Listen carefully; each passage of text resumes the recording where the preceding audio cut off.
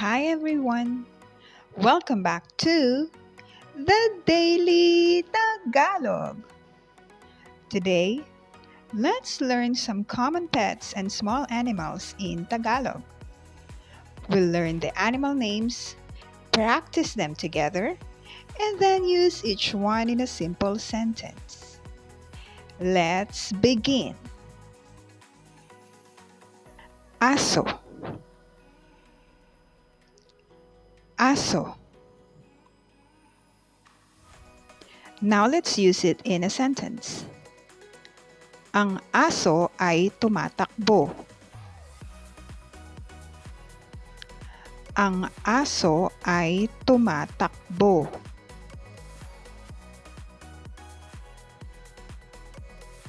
Pusa.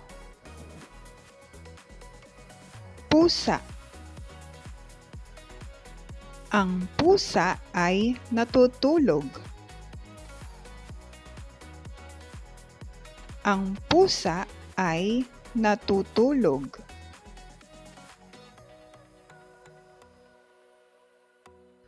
Kuneho. Kuneho.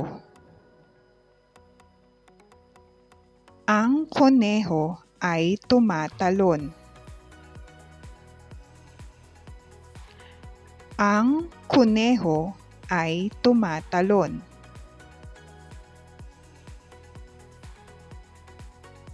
Ibon. Ibon. Ang ibon ay lumilipad. Ang ibon ay lumilipad.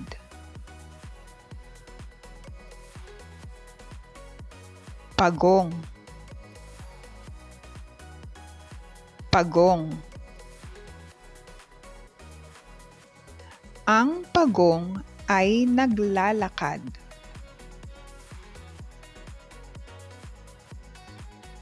Ang pagong ay naglalakad.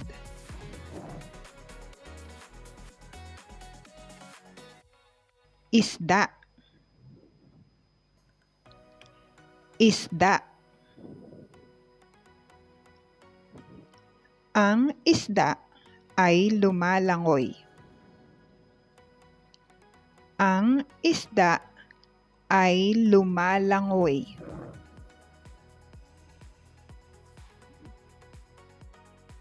Daga.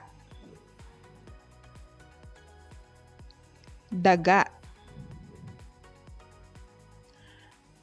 Ang daga ay tumatakbo. Ang daga ay tumatakbo.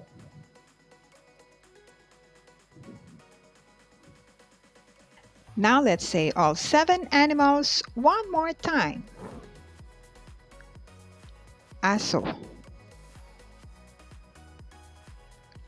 Aso.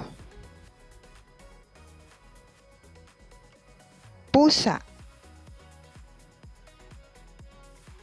Pusa. Kuneho.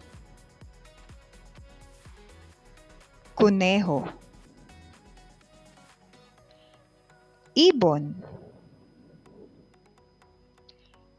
Ibon. Pagong. Pagong. Isda. Isda. Daga. Daga. Great job! Now let's practice the sentences. Ang aso ay tumatakbo.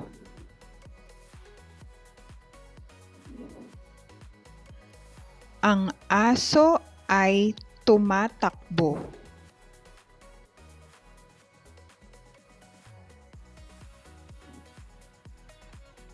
Ang pusa ay natutulog. Ang pusa ay natutulog.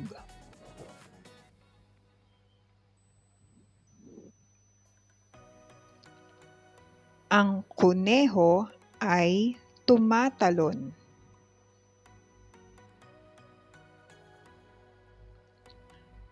Ang kuneho ay tumatalon.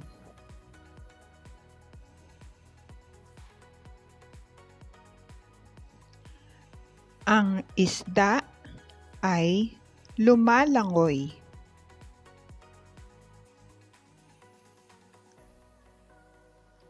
Ang isda ay lumalangoy.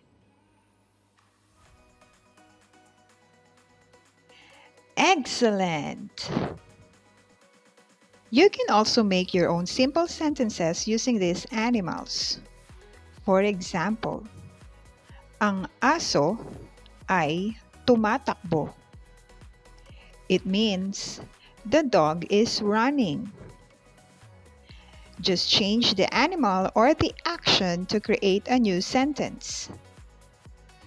Practice repeatedly and don't worry if you forget a word. You can always come back to this video for a quick review. And that's it for today. Now you know 7 common pets and small animals in Tagalog. And you've also learned how to use them in simple sentences. Don't forget to like, subscribe, and comment what you'd like to learn next. And check out my other Tagalog lessons and playlists for more useful vocabulary and phrases. Salamat! And I'll see you in the next lesson. Bye-bye!